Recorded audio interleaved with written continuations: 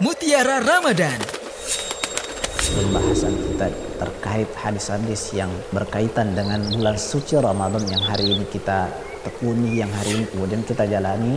Ada beberapa hadis yang kemudian perlunya kita fahami bersama dan kita tahu bersama agar kemudian tidak bermudah-mudahan menyandarkan hadis kepada Nabi Shallallahu Alaihi Wasallam, padahal itu bukan hadis dari Nabi Shallallahu Alaihi Wasallam.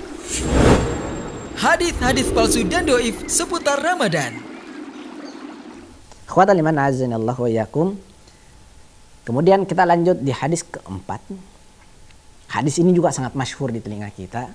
Bahkan mungkin dari sebelum Ramadan ini kita sudah banyak sekali yang membacanya. Hadis ini berkaitan tentang doa. Bukan makna hadisnya yang salah atau doanya yang salah, tidak. Hadis keempat ini berkaitan tentang doa yang sering kita sebut dan kita berharap Allah Subhanahu wa taala mengabulkan doa itu dengan cara Allah Subhanahu wa taala menyampaikan usia kita di bulan suci Ramadan. Doanya dari sisi makna dan sah kalau kita kemudian membacanya. Tetapi yang kemudian kita koreksi adalah kedudukan hadis ini.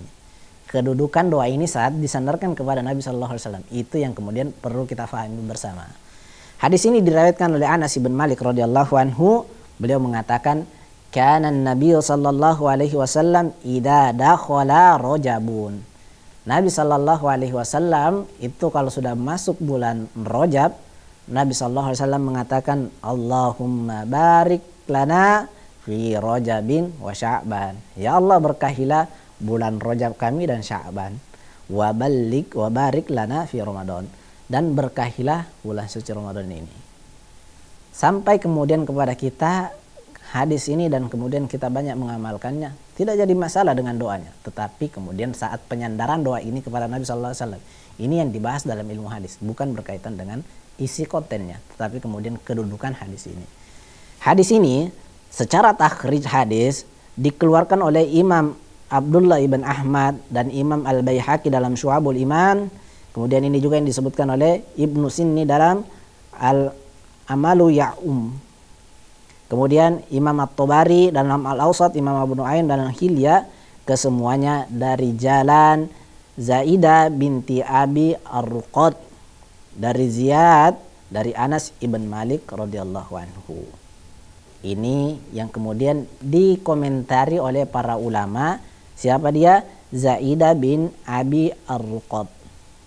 Di sini adalah periwayat yang mungkar yang disebutkan oleh para ulama. Siapa yang bermasalah di hadis ini? Akhwatal iman.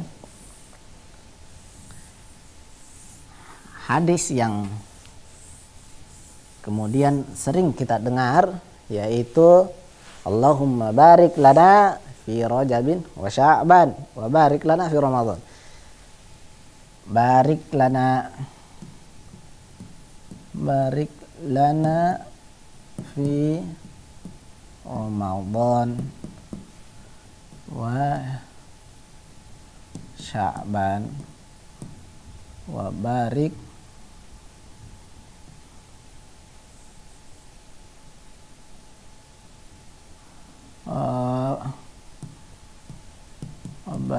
lana fi Ramadan. Ini adalah doa yang sangat masyhur, sering kita dengar. Tetapi kemudian ini periwayatnya dikomentari oleh para ulama. Hadis ini secara takhrij banyak sekali disebutkan. Di antaranya adalah dikeluarkan oleh Imam Baihaqi dalam Syu'abul Iman. Dikeluarkan juga oleh kemudian Imam Abu Nu'aim dalam Hilya. Dan masih banyak yang menyebutkan tentang hadis ini. Tapi hadis ini kemudian bermasalah di salah satu perawinya. Dan semuanya dari jalur Zaidah bin Abi Ar-Ruqad.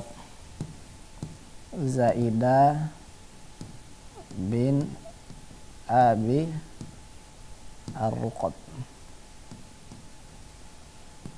Ini disebutkan oleh para ulama bahwa dia adalah periwayat yang kemudian banyak dapat catatan. Banyak sekali, dia adalah periwayat dari kalangan perempuan. Baik. Ini juga menunjukkan bahwa hadis itu boleh diriwayatkan oleh perempuan. Boleh, karena Aisyah radhiyallahu anha dan sahabiah yang lainnya juga meriwayatkan. Cuman ini kemudian diberikan catatan oleh kemudian para ulama, diantaranya adalah Imam Al-Bukhari mengomentari tentang wanita ini, beliau mengatakan mungkar hadis. Mungkar hadis. Ini yang disebutkan oleh Imam Bukhari. Kemudian disebutkan juga oleh Imam An-Nasai berkata, aku tidak mengetahui siapa dia. Imam An-Nasai mengatakan, Imam Nasai mengatakan, aku tidak faham siapa dia. Siapa Zaidah bin Abi Ruqat ini. Ini yang disebutkan oleh Imam An-Nasai rahimahullahu taala. Begitu juga Al-Mizzi kemudian dalam Syu'abul Iman mengatakan bahwa karya Imam Al-Baihaqi sama, beliau mengomentari tentang Zaidah bin Abi Ar-Ruqat ini. Sementara Imam Yahya bin Ma'in rahimahullahu taala kemudian juga memberikan catatan tentang periwayat hadis ini. Beliau mengatakan bahwa lemah. Imam Abu Daud juga mengatakan bahwa wanita ini lemah hadisnya. Secara kesimpulan, ikhwatal iman azani Allah wa iyyakum, bahwa hadis ini dilemahkan oleh sejumlah ulama, diantaranya Imam Abu Hatim mengatakan bahwa Imam Abu Hatim mengatakan marfu' munkar. Secara kedudukan hadis dia marfu', tetapi kemudian secara periwayat dia adalah mungkarul hadis.